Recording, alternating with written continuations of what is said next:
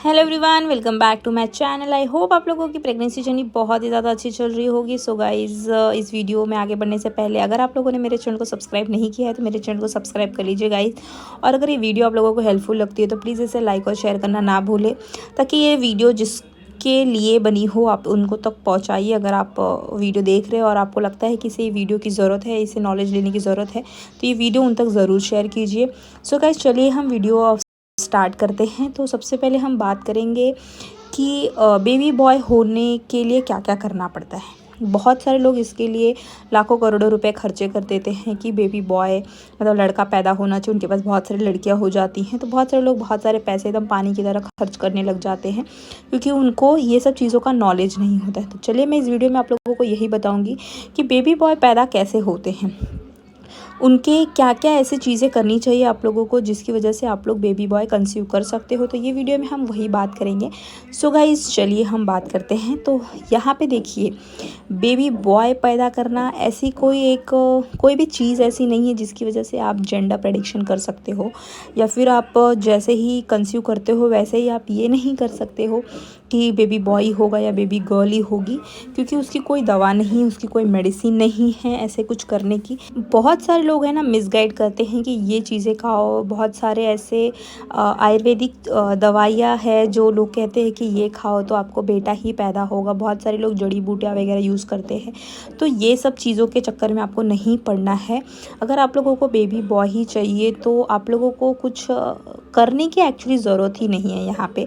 तो सबसे पहले हम समझ लेते हैं कि हम क्या आपको इस वीडियो के थ्रू समझाने की कोशिश कर रहे हैं। तो हम ये बताने की कोशिश करें कि जो औरत होती है वो कभी भी रिस्पॉन्सिबल नहीं होती है जेंडर डिसाइड करने में। यानी जो मेल स्पर्म्स होते हैं वही डिसाइडिंग होते हैं कि बेबी बॉय होगा कि बेबी गर्ल होगी। जो औरत होती है उनके जो एग होते हैं वो एक्स होते हैं, तो वो ऑलरेडी लेडीज़ ही होते हैं, यानी वो गर्ल्स ही होते हैं, गर्ल चाइल्ड होते हैं। तो जो स्पर्म मिलते हैं ना एक्स वाई, तो उससे वो डिसाइड होता है, यानी जो मेल का स्पर्म होता है उससे ये डिसाइड होता है कि बेबी बॉय होगा कि बेबी गर्ल होगी। तो यहाँ पे आप लोगों को कोई भी संबंध बनाने के स्पेसिफिक पोजीशन की ज़रूरत नहीं होती है कि आप ऐसे पोजीशन ट्राई करोगे तो आपको ऐसा होगा, क्योंकि देखो जो स्पर्म एग से मिलेगा वही चीज़ हम कंसीव करेंगे और वही हमारी डिलीवरी होगी, बेबी बॉय या बेबी गर्ल।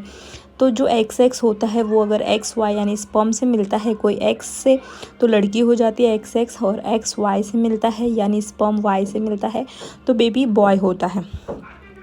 तो यहाँ पे ये साइंटिफिक रीज़न हो गए बेबी बॉय और बेबी गर्ल पैदा करने के। बाकी जो सिम्टम्स बताते हैं कि ये अगर पेट का आकार ऐसा हो तो बेबी बॉय होता है, वो सब तो पुरानी चीज़ें हैं जो हमारी दादी अम्मा, जो हमारी क्या कहते हैं नैनी होती थी, जो हमारी दाई माँ होती थी, वो लोग ये सारे प्रेडिक्शंस करते थे। उन्हीं के सारे प्रेडिक्शंस अभी तक चले आ रहे हैं। बाकी उसका कोई साइंटिफिक रीज़न नहीं है, बट यहाँ पे बेबी बॉय बेबी गर्ल पैदा करने का यही साइंटिफिक रीज़न है कि जो एग होता है वो एक्स होता है और जो स्पर्म होता है वो एक्स वाई होता है। तो जो स्पर्म एग से मिलेगा वही यहाँ पे आपको बेबी बॉय या बेबी गर्ल जो भी होनी होगी वो होगी। तो यहाँ पे स्पर्म बहुत ही ज़्यादा मैटर करता है।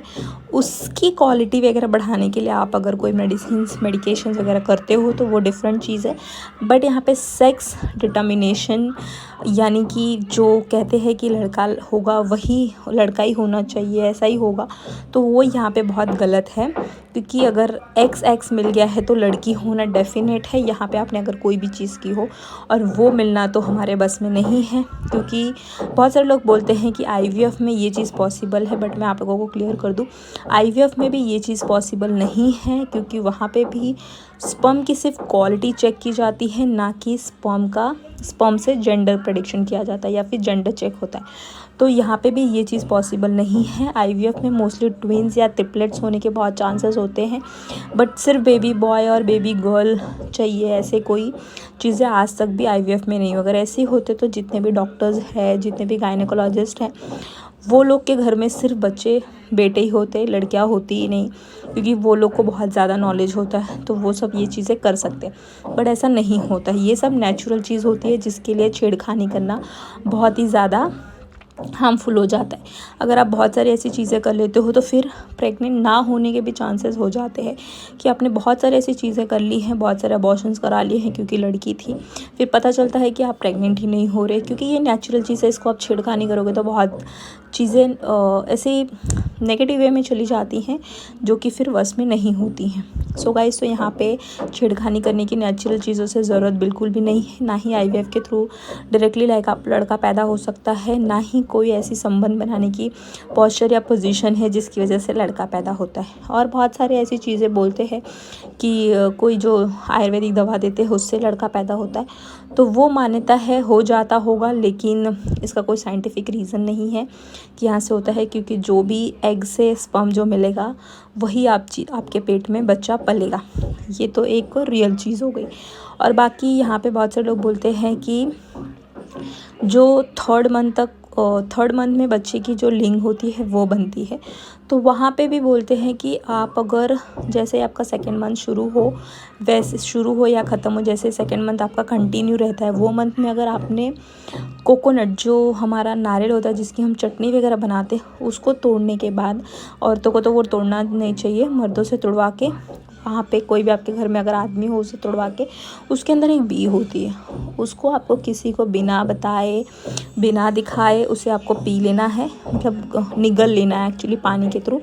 तो क्योंकि थर्ड मंथ में ना वो बच्चे का लिंग बनता है, तो उससे उस पर इफ़ेक्ट पड़ता है, तो बेबी बॉय होता है। ये कितना सही है कितना गलत है इसका कोई साइंटिफिक रीज़न नहीं है अब तक, तो मैं इस चीज़ पे कुछ कमेंट नहीं करूँगी गाइस। अगर आप लोग करना चाहते हो, ये चीज़ आप एक भ्रम जैसी है, अगर आप करना चाहते हो तो भी सकता है, नहीं भी हो सकता है, मैं इसकी कोई गारंटी नहीं देती हूँ। सो गाइस, ये जो सब चीज़ें हैं ना, इन सब चीज़ों के पीछे साइंटिफिक रीज़न होता है। बाकी जो हम प्रेडिक्शंस करते हैं वो तो हम पुराने ज़माने से चले आ रहे लोगों के थॉट्स को ही प्रोसेस करते आ रहे हैं कि हाँ ये चीज़ हो रही है तो लड़का है, ये चीज़ हो रही है तो लड़की है।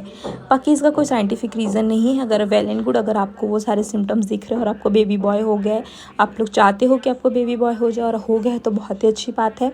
सो ये क्या ही कहूँ इस बारे में, मतलब मेरे लिए तो कोई भी चीज़ को 100% श्योर करना बहुत ही ज़्यादा मुश्किल है, क्योंकि मैं भी प्रेग्नेंट हूँ और मैं खुद भी वो चीज़ें नहीं कर पा रही हूँ, मतलब फुल प्रेडिक्शन नहीं लगा पा रही हूँ कि क्या चीज़ होने वाली क्या नहीं होने वाली। तो मेरी डिलीवरी होने के बाद मैं आप लोगों को ज़रूर अपडेट करूँगी कि जो सिम्टम्स थे वो कितने रियल थे और कितने नहीं रियल थे। सो गाइस, इस वीडियो के लिए बस इतना ही। आई होप आप लोगों को मेरी वीडियो अच्छी लगी होगी। सो अगर मेरी वीडियो आप लोगों को हेल्पफुल लगती है तो प्लीज़ इसे लाइक और शेयर करना बिल्कुल ना भूलें। मिलते हैं हम नेक्स्ट वीडियो में गाइस, बाय बाय।